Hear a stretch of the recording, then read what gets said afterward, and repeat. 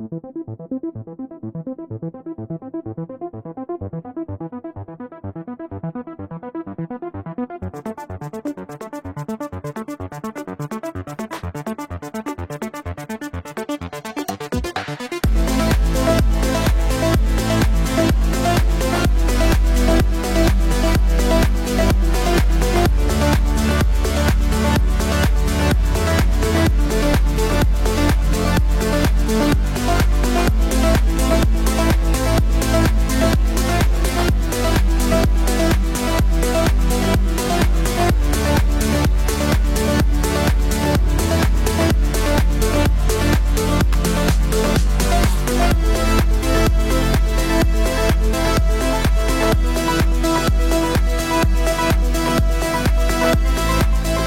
मित्र महेश मांजरेकर, त्यांची संपूर्ण टीम आणि माझ्या सगळ्या मराठी बांधवांनो आणि भगिनींनो, मला आज आनंद होतोय की एक काठेवाडी माणूस मराठी शिवाजी महाराजांवरती पिक्चर करतोय.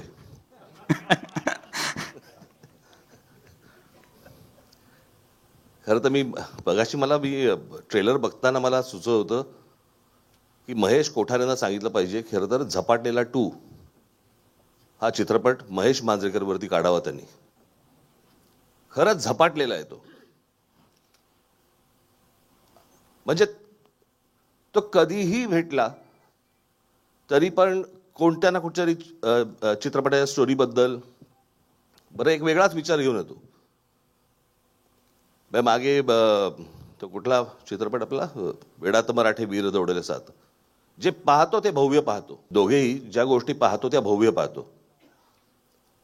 आणि शिवाजीराजे भोसले बोलतोय हा पहिला चित्रपट हा मुंबई, ठाणा, पुणा, नाशिक वगैरे या सगळ्या शहरांसाठीचा होता. हा चित्रपट ग्रामीण महाराष्ट्रासाठीचा आहे. आणि त्या महाराष्ट्राबद्दलच्या संवेदना जाग्या असल्याशिवाय असे चित्रपट घडत नाहीत. आणि आज शेतकऱ्यांबद्दलच्या अशा प्रकारे शेतकऱ्यांबद्दलचा विषय, शेतकरी आत्महत्याबद्दल यांच्याबद्दलचा विषय हा अशा प्रकारे मांडणं हा एक धाडस आणि वेगळाच विचार आहे. तो वेगळाच विचार करत असतो. आणि हेच त्याचं आत्ताचा ट्रेलर पाहून आपल्याला सर्वांनाच कळलेलं असेल, समजलेलं असेल. मी दरवेळेला मागे पण म्हटलं होतं की हिंदी चित्रपट सृष्टीमधले यश चोपडा तसे मराठी चित्रपट सृष्टीमधले महेश मांजरेकर एवढं निश्चित आहे.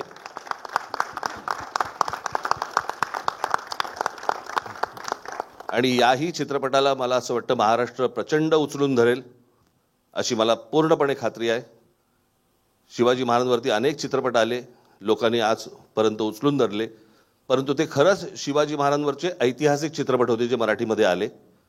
हा वर्तमान आणि भूतकाळ यांच्या संगमावरचा एक अप्रतिम चित्रपट आज महेश मांजरेकर इथे घेऊन येत आहेत. मला असं वाटतं महाराष्ट्रातली मराठी जनता ही तसाच चित्रपट उचलून धरेल अशी मला आशा आहे, खात्री आहे. झी बरोबरच आहे आपल्या. तुम्ही काय ब्लॉकबस्टर घ्यायचेच ठरवलेले दिसत आहेत बरं का. त्याच्यामुळे सर्वांना मी महेश बरोबरच्या आत्ताच व्यासपीठावरती आहेत तेवढेच नव्हे, याच्यामध्ये काम केलेली ही टिंगणी सगळेच जण आहेत, अनेक लोक याच्यामध्ये यांनी काम केलेलं आहे. त्या सर्वांना माझ्या मनपूर्वक शुभेच्छा. धन्यवाद. नमस्कार मंडळी, व्यासपीठावरील सर्व मान्यवर, माझा मित्र महेश माझ्या समोर छोटा होता बालवनमध्ये, आज खूप मोठा झाला. अभिमान आहे राजचा. महेश, तुझा पण उत्कृष्ट हा प्रयत्न राहिलेला आहे. आणि जसं राज पण बोलला की निश्चितच सर्वांना हा आवडेल. एक मला सांगावंसं वाटतं की हे आडनावमध्ये जे कर आहे ना, हे काहीतरी वैशिष्ट्य असतं.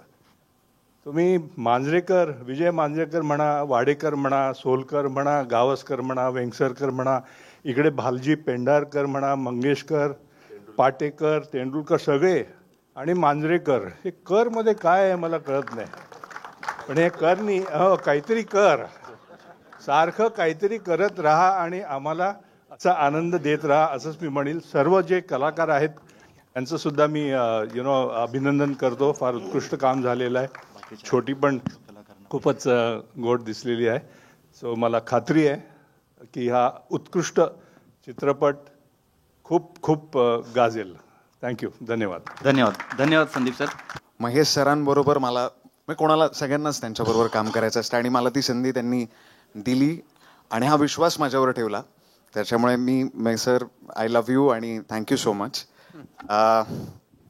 खूप मोठी जबाबदारी होती आणि खूप वेगळा रोल होता. कारण सगळ्यात महत्त्वाची गोष्ट की आजची आपल्या महाराष्ट्राची आपल्या शेतकऱ्यांची जी परिस्थिती आहे तर ही आकडे हे आपण रोजच्या जीवनात ऐकत असतो, पण हे परफॉर्म करताना मला असं झालं मी ते सीन करताना खूप अस्वस्थ वाटायचं आणि असं वाटतं की महाराज जर खरंच असते आणि आजची परिस्थिती जर त्यांनी पाहिली असती तर त्यांना म्हणजे किती राग आला असता. आणि तीच त्यांनी त्या वेळेला जर आज जर ते असते आणि जी भूमिका त्यांनी मांडली असती ती सरांनी याच्यात मांडण्याचा प्रयत्न केलाय. सो माझ्यासाठी तर खूप मोठी गोष्ट होती आणि मला फारच मजा आली. वा. आता इतके आपल्याकडे थोर नेते आहेत, पण तरी काय आहे की मला कायम असं वाटतं की महाराष्ट्रातली लोक ही फारच अकॉमोडेटिंग आहेत. म्हणजे कुणी यावं. महाराष्ट्राचं हृदय मोठं आहे, पण त्या हृदय मोठं पण ते किती सहन करावं याचं पण एक लिमिट असायला हवी. आज कुठल्याही गोष्टीत घ्या. आज सिनेमा घ्या, व्यवसाय घ्या, सगळे इथे येतात. महाराष्ट्रातली लोक त्यांना दरवाजे उघडे देतात उघडे करून आणि नंतर त्या महाराष्ट्रात एक उंट आणि अरबाची गोष्ट ना तसं होतं. कुठेतरी तो प्राईड आहे, पण एक सहनशील आहे मराठी माणूस, पण इतकं असायला हवं का? आज त्यांनी पण आपला फूट डाऊन ठेवून सांगायला पाहिजे की हे माझं राष्ट्र आहे, मला हवं द्या ना मला की. त्यामुळे आणि महाराजांचं ऐकतात ते एक आहे. म्हणजे एक ते दैवत जे आहे ना महाराष्ट्राचं, ते इतकं मोठं दैवत आहे की त्यांनी बोललेलं सगळंच ऐकतात. मग मला आता त्यासाठी 2 पिक्चरमध्ये आधी, पण आता ह्या पिक्चरमध्ये मी तेच घेतलं की ह्याच्यात तर महाराजच बोलत आहेत. बऱ्याचशा गोष्टी आहेत जे माझ्या मनात खतखत आहेत त्या सांगायला आज, त्या मला जर का मांडायच्या असतील म्हणजे अगदी अंडरलाईन करून, तर ते महाराजच हवेत. आणि एक प्राईड आहे ते कधीतरी आपण ते विहार इतकं मोठं दैवत नाही तर you go back to him again and again. Thank you sir. सरांचा मला जेव्हा फोन आला तेव्हा त्यांनी मला सांगितलं, तर मी सरांना याच्या आधी कधीच भेटलो नव्हतो. सो सरांचा फोन येणं माझ्यासाठी खूप अनएक्सपेक्टेड होतं. आणि त्यांनी जेव्हा सांगितलं की महाराजांची भूमिका आहे, हे जे महाराज आहेत जे मला या चित्रपटात दाखवायचे ते प्रचंड चिडलेले महाराज आहेत, तर असे महाराज आजपर्यंत आपण कधीच बघितलेले नाही आणि माझं विजन तसं आहे, तर हे तुला खूप गांभीर्याने करायला लागेल. तर हीच त्यांची पहिली ओळ होती. त्याच्यामुळे मी खूप ऑफकोर्स एक्सायटेड तर होतो, पण मला जसं मी सारखं मला तेच म्हणावं असं वाटतं की खूप मोठी रिस्पॉन्सिबिलिटी असते आणि त्यात हे खरंच वेगळे महाराज आहेत जे या चित्रपटात दाखवलेत. त्याच्यामुळे खूप मोठं चॅलेंज होतं. नाही ते दिल्लीचंही तख्त राखतो महाराष्ट्र माझा हे महाराष्ट्र गीत जे आपलं आहे त्यातली एक ओळ आहे ती. आणि अजूनही राखतो की दिल्लीचे तख्त म्हणजे ह्या देशाचं तख्त राखतो महाराष्ट्र. आज दिल्लीत सगळ्यात जास्त टॅक्स जातो तो महाराष्ट्रामधनं जातो. आज देश चालवायला सगळ्यात मोठा हातभार महाराष्ट्राचा आहे. त्यामुळे दिल्लीचं तख्त राखतो कारण ती राजधानी आहे म्हणून. पण महाराष्ट्राचा खरं हार्ट काय असेल तर ते महाराष्ट्राचं आहे. देशाचं हार्ट काय असेल तर. आणि माझं काय म्हणणं आहे की हे जेव्हा हा देश स्वतंत्र झाला त्यावेळेला खूप राज्यांची नावं झाली, पण या अख्ख्या देशात फक्त एकच राज्य आहे ज्याचं नाव महाराष्ट्र आहे. ते कुठेतरी नियतीच्या मनात होतं. ते फक्त महाराष्ट्रच कायम राहावं ह्याची जबाबदारी आमच्या सगळ्यांची आता. सर, पण तुम्ही म्हणालात आता की जरी दिल्लीचे तख्त महाराष्ट्र राज्य राखतो तरी देखील मराठी भाषेसाठी, मराठी अस्मितेसाठी आपल्याला झगडा करावाच लागतोय. नाही, मला नाही वाटत तसं. माझं फक्त छोट्या छोट्या गोष्टी म्हणजे आता माझं शिक्षण जरी इंग्रजी माध्यमात झालं असेल तरी मी मराठीच बोलतो सगळीकडे. म्हणजे खूप मी ज्यावेळेला हिंदी करायचो तेव्हा बऱ्याच तिकडच्या नटांचा म्हणजे अगदी अमिताभ बच्चनचं पण असायचं, अरे इधर हम लोग भी है, तुम्ही सगळे मराठीत बोलता असं त्यांचं असायचं. पण त्यामुळे मला आहे ते म्हणजे थोडंसं ते काय आहे त्याला काय करायचं. म्हणजे मी कुठेतरी आपल्या मनात जे थॉट्स असतात ना, जे आपल्याला सांगायचे असतात, ते आपण त्या माध्यमातून कोणाच्या तरी तोंडून दाखवतो. कुठेतरी ते डिरेक्टरचे, रायटरचे थॉट्स असतात जे सिनेमात येतात. आणि मी म्हणजे शेवटचं जी माझी ती लाईन मी लिहिली आहे ती, श्वास माझा ध्यास माझा नसा नसात महाराष्ट्र माझा, तर तसं आहे मी आणि मी राहणार तसा. आणि मी if I can influence people to be a little more proud of Maharashtra, तर मला वाटतं मला खूप काही मिळवलंय मी. 2 गोष्टींसाठी तयारी करायला लागली की मला म्हणजे फिजिकल ट्रान्सफॉर्मेशन त्याच्यासाठी करायला लागलं. त्याच्यासाठी एक वेगळी मेहनत घेतली. आणि मेंटली आणि हां, तोच सेकंड आणि जास्त महत्त्वाचा पार्ट,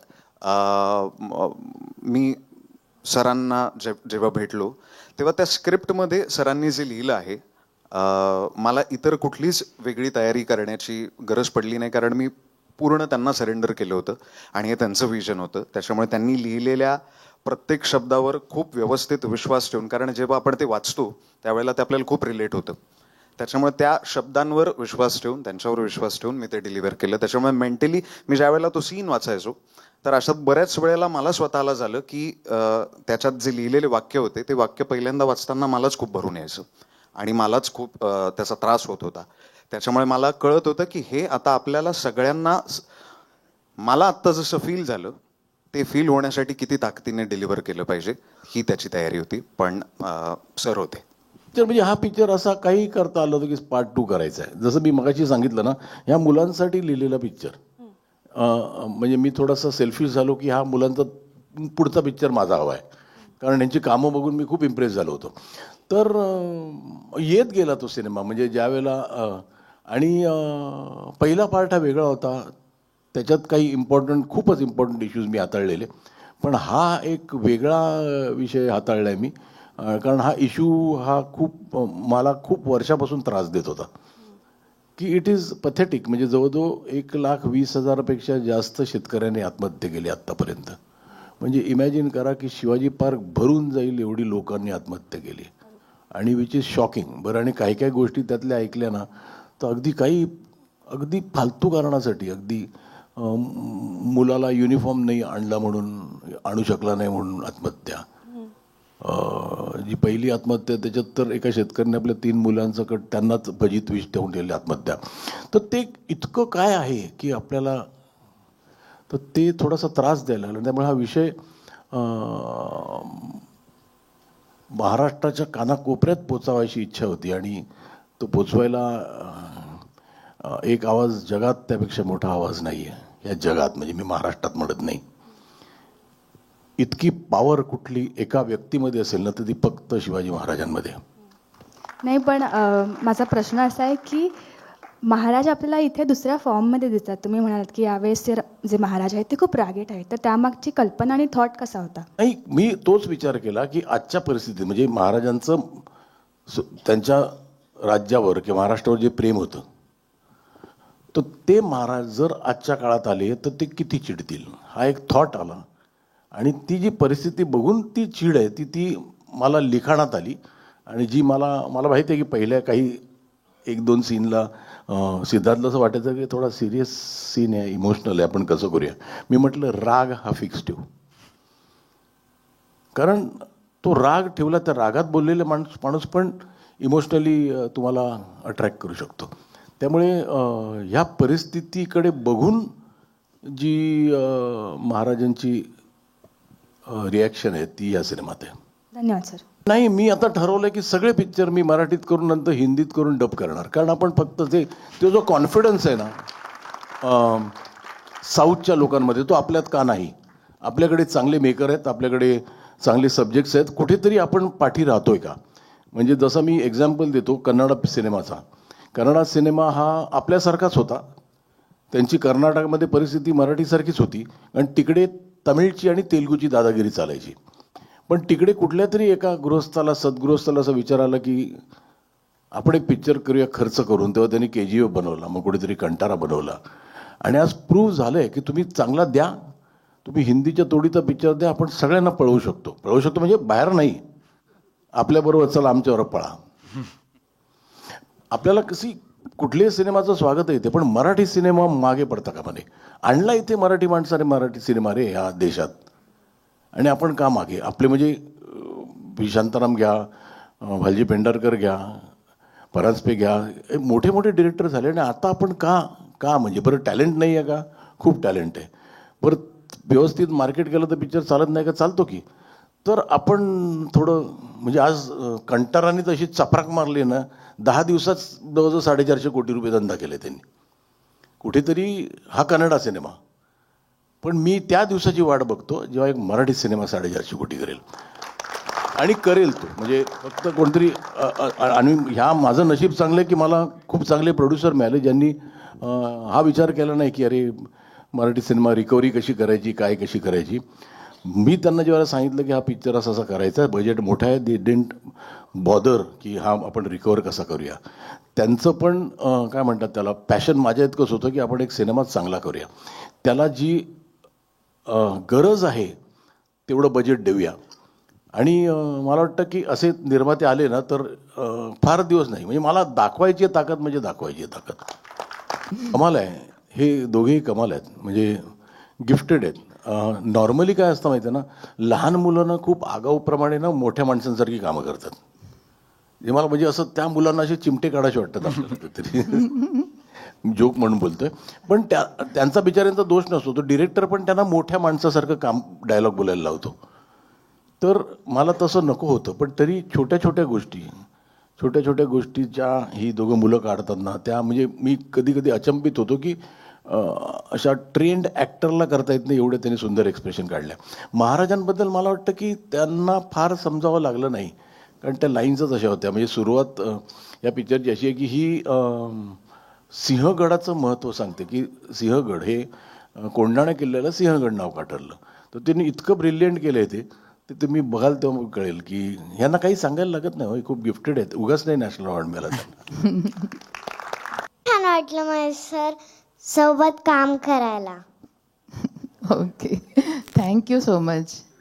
तू पण मला सांग, तुलाही कसं वाटलं? मला खूप महत्वाचं महेशांबरोबर काम चाललं. माझी खूप मोठी अपॉर्च्युनिटी होती. एकदा महेशांबरोबर काम चाललं आणि माझी संपली झाली film. Thank you so much sir. Okay, thank you. Thank you.